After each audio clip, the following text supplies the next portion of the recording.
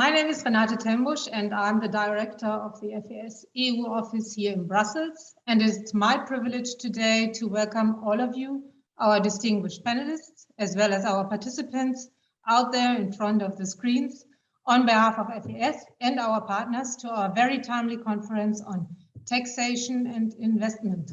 A joint event made possible by the progressive partner organizations, the Friedrich-Ebert-Stiftung, the Foundation for European Progressive Studies, the Karl Renner Institute, and the think tank for action and social change, in collaboration with the Austrian Chamber of Labour and the ICRICT.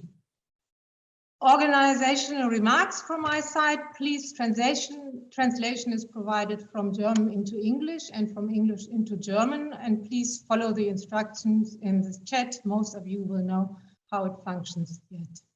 So dear participants, the tax injustice in and between our societies still needs many improvements. Not only all the recent revelations with Pandora Papers, Panama Papers, etc. show the harsh reality of tax avoidance taking place on a daily basis on an unbelievable large scale.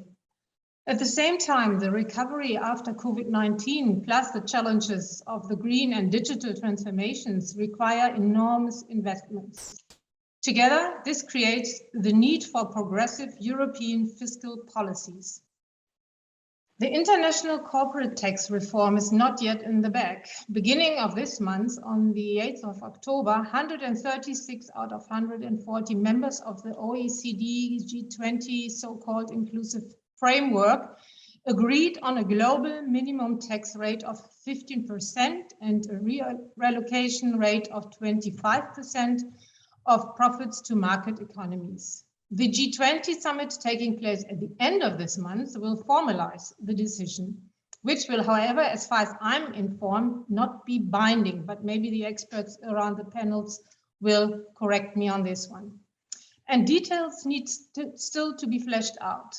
By end of November, we expect a clarification about the OECD model rules explaining the effective tax rate calculation. Then the EU will need to pass an implementing act for its member states so that member states apply the rate uniformly. The first proposal is still foreseen in 2021. However, as mentioned before, in this very moment, many details are still open, including implementation in the EU. A lot remains to be done.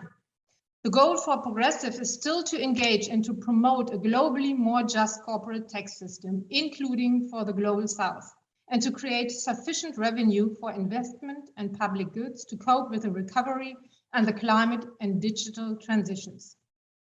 A global tax creating revenue with a 15% rate plus carve-outs will be less important in this context, and a higher tax rate than 15% is very unlikely at the moment. So more reforms in other tax domains are necessary, like wealth tax, financial transaction tax, and sustainable taxes, but also green taxes we heard about, plastic tax, carbon tax, etc. In addition, the EU escape clause for member states' deficit and debt rule will end 2022. There's a risk for a new wave of austerity, when actually and clearly more fiscal space of member states is required for more public investment in social infrastructure and the green and digital transition. Right now, we are monitoring closely the debates in Germany, where, as we speak, our Social Democrats are in coalition negotiations with the Greens and the Free Democratic Party for a so-called traffic light coalition, where exactly these are the crucial issues under debate.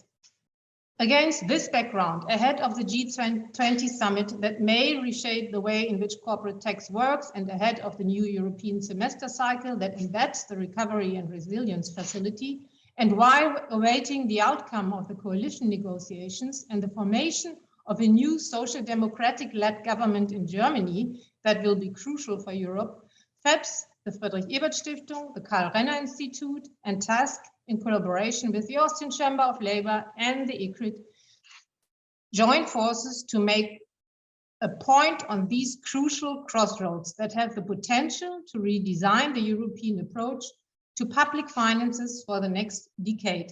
Our project has brought forward different papers, as for example, the most recent ones, a paper dealing with taxing multinationals in the European Union, the 2022 Global Tax Deal and Beyond, written by Tommaso Facciu, launched in July 2021, and which will be also discussed here at this conference. Another paper dealing with a European formula for global tax reform, written by Robert Sweeney, is launched on the occasion exactly of this conference. The project culminates for this year with this conference on taxation and investment today, but we will continue working on this crucial subject the following year and the following months and weeks to come. But now we will discuss three major issues, which will be addressed in three panels by our experts and political representatives from the European Parliament. The first panel will be tackling the question of which impact the reform of the tax globally will have on the EU. The second panel will deal with the question of how to create fiscally sustainable public investment for climate. And the last one will tackle the question of how to make fiscal rules and governance compatible with the new debt levels in the public households in all European countries. So before handing over to the moderator of the first panel, Tommaso Facciu, who will also introduce the panelists, I would like to thank our partners as well as our teams for all the hard work they put into this project, and our panelists and participants for discussing these crucial questions here with us today. So let me thank you again. Thank you, everybody, and enjoy the debates.